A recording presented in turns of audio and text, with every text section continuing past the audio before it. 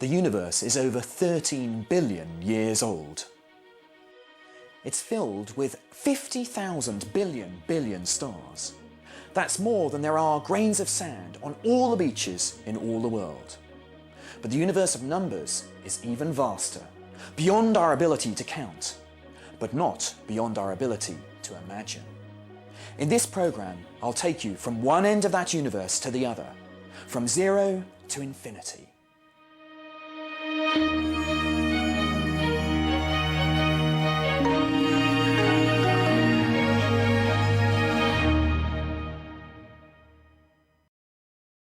"35, 36, 37, 38, 39, 40, 41. For most of us, our first encounter with mathematics is through the simple act of counting. 48, 49, 50.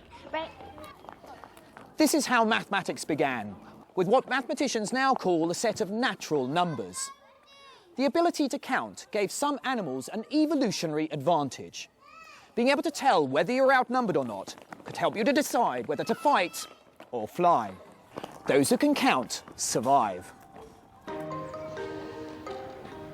As civilizations developed, these numbers became words that people could use to count things, like how many cattle they had, or how many things they were swapping for other things.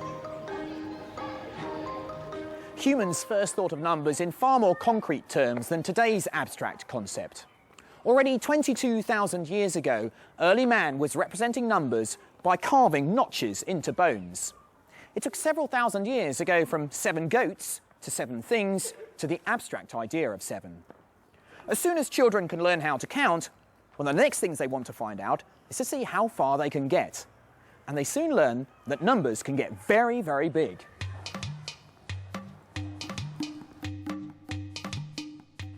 Chess is a game that particularly appeals to mathematicians. To play it well, you need to logically piece together what will happen several moves ahead. The endgame is like a mathematical proof, where the logic of the game forces one of the players to lose their king. Checkmate.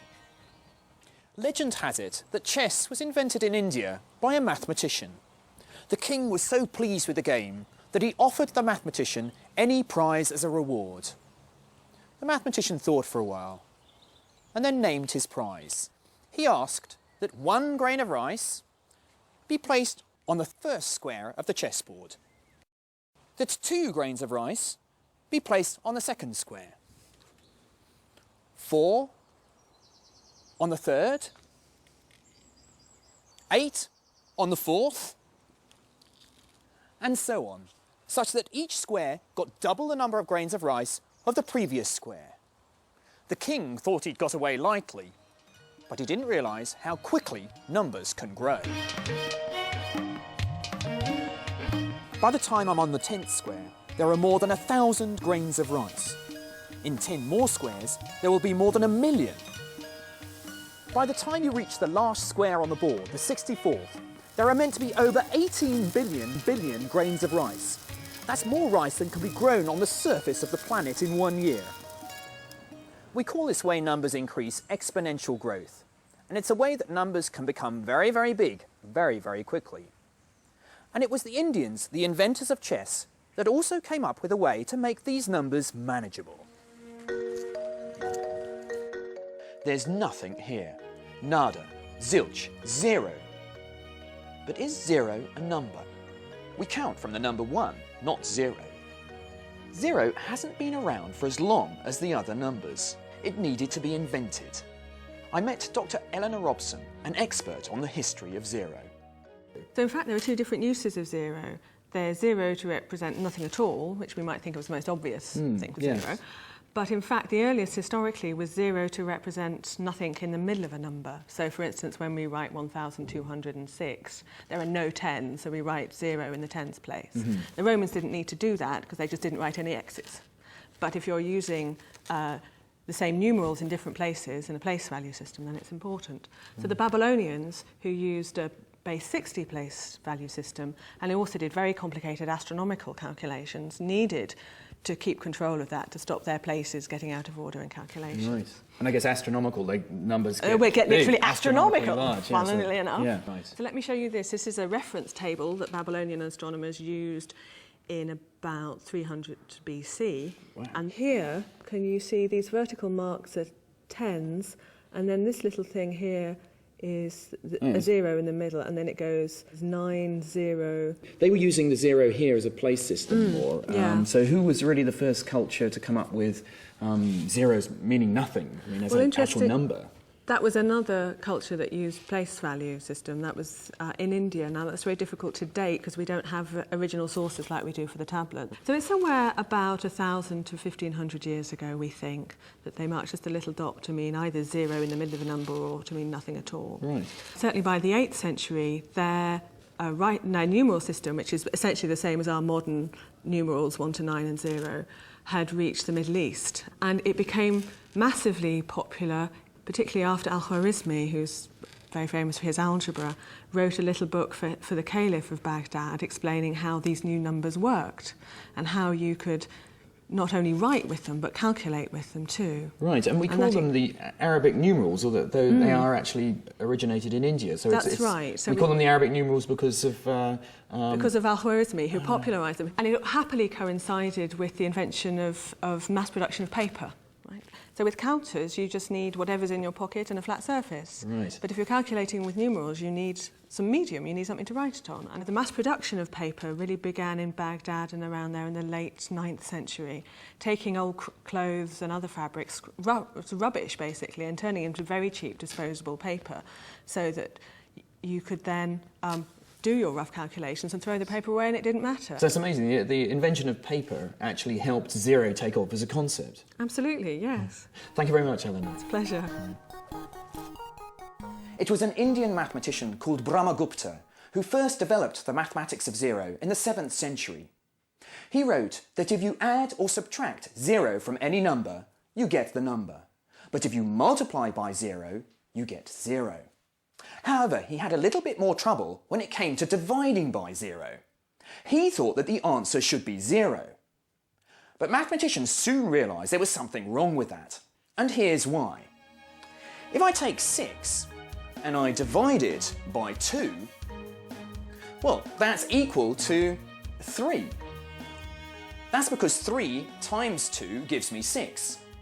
But look what happens if I take 6 and divide it by 0. If that's equal to some number x, I'm in trouble, because x times 0 gives me 0, not 6. So dividing by 0 is mathematically meaningless. But we could do something else. We could divide by ever smaller numbers. For example, 1 divided by 1/10 gives me 10. 1 divided by 100th gives me 100. 1 divided by 1,000 gives me 1,000. So if I divide by smaller and smaller numbers, perhaps the answer spirals off to infinity. In mathematics, there are sometimes just too many of something to count. In this case, we say there are infinitely many of them. But just how big is infinity? Is it even a number? This is a question the great German mathematicians Cantor and Hilbert spent a lot of time thinking about. Cantor and Hilbert showed that infinity, like 0, doesn't behave quite like other numbers.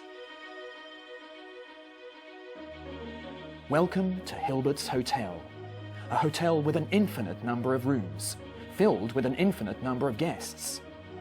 The great thing about Hilbert's Hotel is that even though it's full, we can always fit in another guest.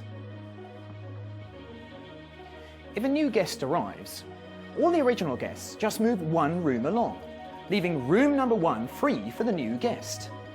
Because there are infinitely many rooms, none of the original guests is left without a room.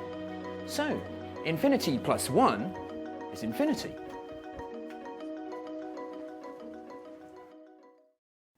We can even fit an infinite number of new guests into the hotel. We simply ask all the guests to move into the room that is twice the number of the room they're in. So, the people in room 1 move into room 2. The people in room 2 move into room 4. The people in room 3 move into room 6, and so on. This fills up all the even-numbered rooms. As there are an infinite number of even numbers, the infinite number of guests in the hotel all get rooms. Now all the odd number rooms are free. Since there are infinitely many odd numbers, we can accommodate infinitely many new guests into Hilbert's hotel. So infinity plus infinity is still infinity. But what if infinitely many coaches arrive at Hilbert's hotel, each containing infinitely many guests? Can you accommodate them in Hilbert's hotel? Here's a hint. There are infinitely many rooms on each floor, and infinitely many floors in Hilbert's hotel. So infinity times infinity is still infinity. Strange. So infinity doesn't quite behave like other numbers, but you can still do some interesting maths with it. Most of us accept that the natural numbers 1, 2, 3, 4 and so on are infinite.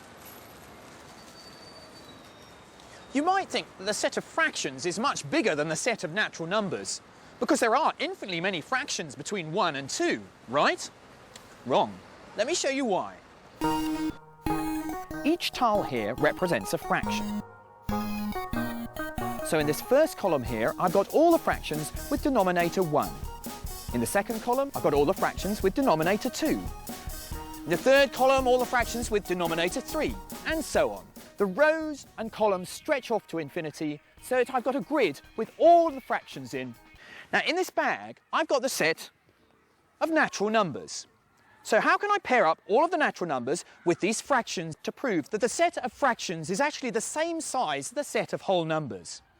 Well, I could start by running along this top row.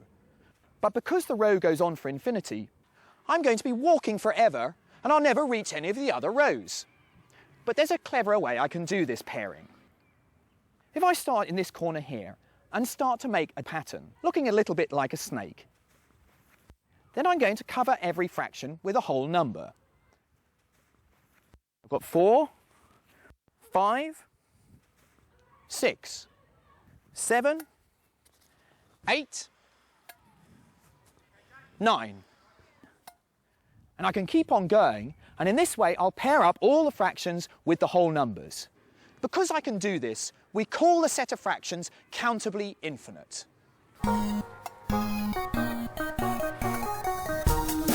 Although I'm still going to have to walk forever to cover the whole grid, you can see that no fraction is left uncovered by a whole number if I walk in this snake-like pattern. Well, I hope I've convinced you that the set of fractions is actually the same size as the set of whole numbers.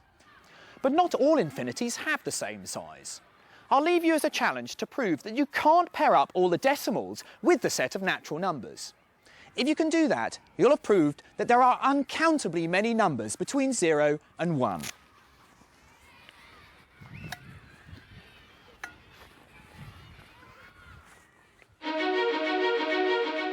Zero and the different sorts of infinity are numbers that have been invented or created by mathematicians.